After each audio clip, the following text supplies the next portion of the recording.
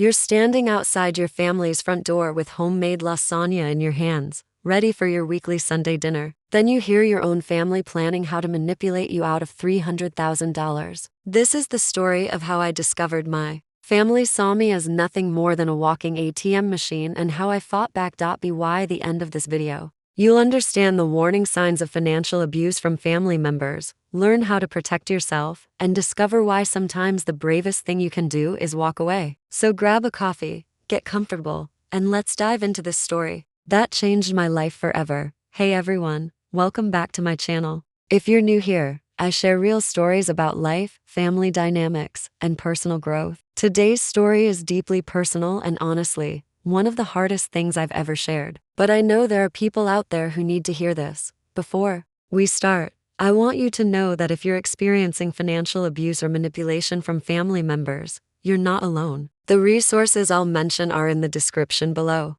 And please, if this story resonates with you, don't suffer in silence. Now, let's talk about how I went from being the perfect daughter to completely cutting ties with my family over money. Trust me, this isn't a story you'll forget anytime soon. For 12 years straight, I never missed a single Sunday dinner. Not once. Let me paint you a picture of who I was back then. I was the daughter everyone could count on. While my brother Greg was out partying in college, I was studying for my CPA exam. While he was jumping from job to job, I was climbing the corporate ladder at a prestigious accounting firm. I worked 70-hour weeks during tax season, pulled double shifts, and still made time for family. My parents, Linda and Frank, would brag about me to their friends. Diane's the dependable one. She works at that big firm downtown, just got promoted to senior analyst. She's making great money now. What they didn't tell people was how they really saw my success as their personal financial safety net. I was the daughter who remembered birthdays, brought desserts, and always showed up with a smile. I'd drive 40 minutes each way, every single Sunday, usually with something homemade in my passenger seat. I thought this was what love looked like. I thought showing up was enough, but here's what I didn't realize. I wasn't just the reliable daughter. I was the family ATM, and they had been making withdrawals for years. Let me tell you about the money. Over 5 years, I had given them nearly $200,000. When I graduated and got my signing bonus, $40,000 went straight to my parents for home improvements. When Greg's business failed, another $20,000 to help him get back on his feet. Countless dinners, gifts, small emergencies that somehow always fell on my shoulders. I thought I was being generous. They saw it as compliance. That particular Sunday started like any other. I'd made Dad's favorite lasagna from scratch, extra cheese, no ricotta, just the way he liked it. The smell of garlic and basil filled my car during the drive. That smell used to mean home. Now it makes me physically sick. I parked carefully in front of their house, avoiding my brother Greg's usual spot. He was 35 and still got the driveway spot closest to the house. I climbed those familiar steps, avoiding the creaky third one like I had 1,000 times before. But as I reached for the screen door, I heard something that would shatter my world forever. Diane won't be a problem. She never says no to family. I froze, my hands suspended in midair, lasagna growing cold in my arms. Inside, my family was having a meeting. About me, about my money, about how to manipulate me into covering my brother's massive debt. What I heard next still gives me chills. My brother Greg wasn't just struggling financially, he was facing federal prison for tax evasion and fraud. We're talking serious federal crimes here. And their solution? Make me pay for it. She's probably making $150,000 now, Dad said, like he was discussing the weather. Maybe more with bonuses.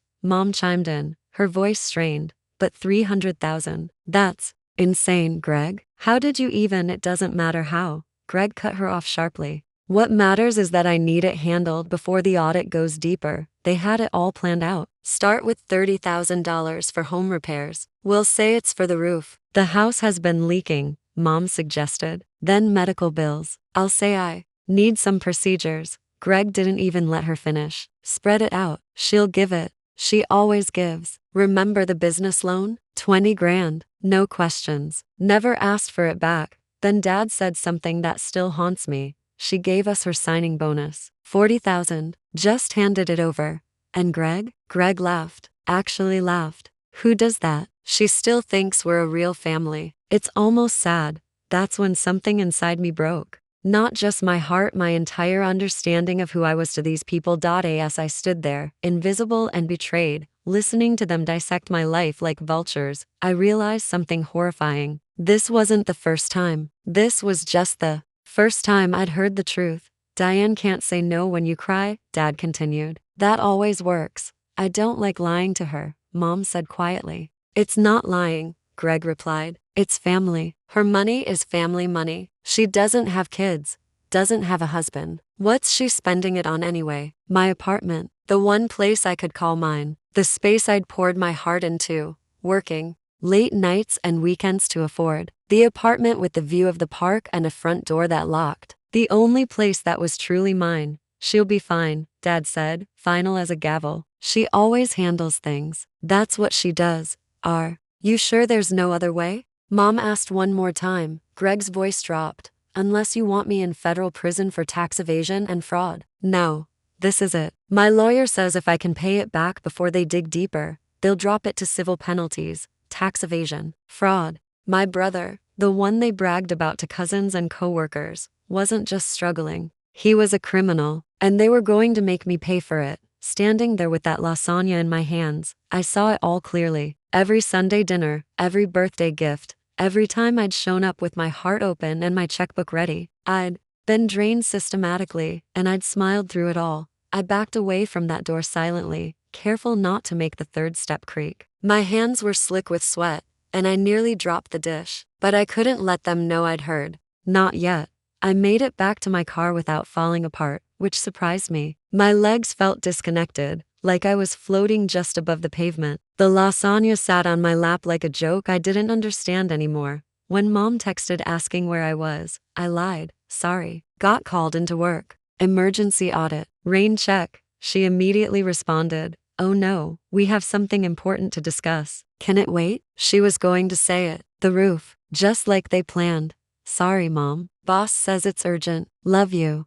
Instead of going home, I drove around the city for hours, past gas stations and late-night diners, places that didn't know me. I needed motion, not arrival. By the time I got to my apartment, I'd made a decision that would change everything. The next morning, I didn't make coffee. I made moves. I sat down at my computer and opened every account I had. Savings, investments, even that old $401,000 from my first job. I transferred every penny to new banks my parents didn't know about. I called each customer service line, set fraud alerts, and froze every point of access I'd ever shared with them. Then I changed every password. Two-factor authentication, recovery questions, all of it. My phone rang nonstop. Mom, Dad, Greg. I didn't answer a single call. Instead, I walked into my boss's office. Susan was a sharp woman in her 50s who'd built her career the hard way. When I told her everything, her expression grew darker with each detail. First, she said, you're handling this better than most. Second,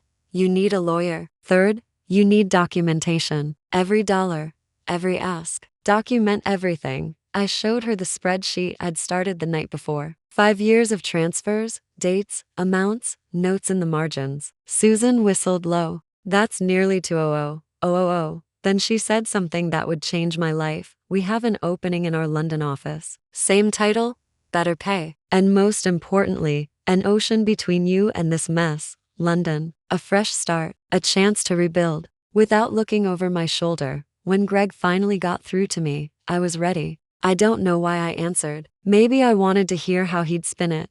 Jesus, Diane, where have you been? He said. Working. At that job you think prints money. What's that supposed to mean? It means I'm busy. What do you want? We need to talk as a family. Dinner tomorrow. Can't. I have something more important than family. More important than family? I didn't hesitate. The kind where people don't scheme to steal 300 grand. There was silence on the other end. Then, I don't know what you're talking about. Tax evasion. Fraud. You were going to let me pay for it. He laughed too loud, too forced. You were listening. I was bringing lasagna. Remember that family dinner? That thing you said I foolishly still believe in. Diane, listen. It's not what you think. It's exactly what I think. You planned it. You told them to cry if they had to. You called me naive. I'm in trouble. I need help. You should have thought of that before you broke federal law. The desperation in his voice was real. but so was my resolve. You're seriously going to let me go to prison over money you can afford? I couldn't afford the 40 grand I gave mom and dad. I couldn't afford the 20 I gave you. I couldn't afford any of it. But I gave it because I thought that's what family did. I'm begging you, he said, then beg someone else. I'm done. I hung up. The texts started immediately from Greg, from mom, from dad. I didn't read them.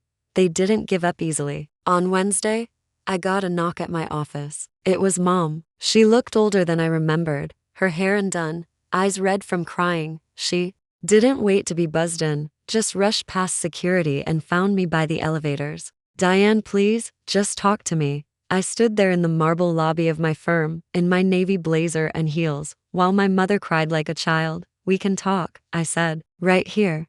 She flinched. Can't we go somewhere private? No, Greg is in trouble. No. Fraud? Tax evasion. He told me. He made mistakes, but he's your brother. No, he's your son. You help him. We don't have the money. You know that. Then maybe he shouldn't have committed a felony. Her voice cracked. How can you be so cold? This isn't like you. You're right. The old me would have already written the check. The old me thought love meant sacrifice. The old me believed you when you said family helps family. She looked confused. What are you saying? I'm saying the old me died on your porch. I left her there in the lobby, under the gold letters of my firm's name. I didn't look back, but they still weren't done. Friday afternoon, I was packing up my desk when the receptionist called. Diane, there's someone from legal downstairs. A process server. Says he has documents for you. I knew before I even opened the envelope. Inside was a formal complaint. My parents were suing me, claiming the money I'd given them over the years were loans, that I was now demanding repayment and had caused them emotional distress by cutting off contact. It was so absurd. I laughed right there at my desk. Not a sharp laugh, a hollow one. The kind you let out when disbelief finally gives up and lets exhaustion take over. They weren't just trying to guilt me anymore. They were trying to punish me for refusing to be their ATM. I called the attorney Susan had recommended. Carol Kim was efficient and direct. She reviewed the documents and called me back within 10 minutes. They have no case, she said. No contracts, no documentation, no written agreements. Nothing to prove any of this was a loan. This is textbook harassment. Can we countersue? I asked. We could sue for damages, emotional distress, defamation. I paused. The idea didn't sit right with me. No, I don't want their money. I just want them gone. Understood. That weekend, I started packing for London. Not just for a new job, but for a life that wouldn't include people who saw me as a checkbook in heels. 6 months later, the news came. Through my lawyer, Greg got 18 months in federal prison for tax evasion and wire fraud. My parents lost their house paying his legal fees and were living with relatives in Florida. I didn't feel satisfaction or guilt. They were just names now. People I used to know in a life I no longer lived. In London, I found something I'd never had before. Peace. I had a corner apartment with old brick walls and a view of the Thames. I'd made real friends, colleagues who valued me for my mind, not my bank account. People who showed up because they wanted to, not because they needed something. Sometimes, on quiet Sunday mornings, I still make lasagna. Not because I miss them, but because I remember the girl who once believed bringing food was the same as bringing love. The girl who carried her heart in a casserole dish, hoping one day they'd hand it back whole. She's gone now. In her place stands someone different. Someone who knows that love without respect is just debt in disguise. Someone who understands that walking away isn't giving up, it's remembering who you are. Here's what I learned from this experience. First, some people only love you as long as you're useful. The moment you stop giving, you stop existing to them. Second, financial abuse from family is real and devastating. It often starts small: a dinner here, a small loan there, until you're in so deep you can't see the manipulation. Third, saying no to family doesn't make you selfish. It makes you self-aware. Fourth, documentation is everything. Keep records of every financial transaction, every request, every conversation. And finally, sometimes the only person who will truly show up for you is you. Make sure you're worth showing up for. I didn't leave to punish them. I left to protect what was left of me. If you've ever stood outside a door with something warm in your hands and hope in your chest, only to hear the truth that breaks you, I see you. You don't have to explain why you stopped calling, why you didn't go home for the holidays, why you walked away. You don't owe anyone an apology for saving yourself. If this story resonated with you, please share it. Someone out there needs to hear that it's okay to choose themselves. Hit that subscribe button and the notification bell if you want more real stories about life, family, and finding your worth. The resources for financial abuse support are in the description below. And remember, you deserve relationships that don't cost you your peace, your money, or your self-respect. Thanks for listening to my story. It wasn't easy to share, but if it helps one person recognize their worth, it was worth it. I'll see you in the next one. If you found this story helpful, check out my video about setting boundaries with toxic family members. And don't forget to subscribe for more real-life stories and personal growth content. Until next time, remember, you are worth more than what you can give.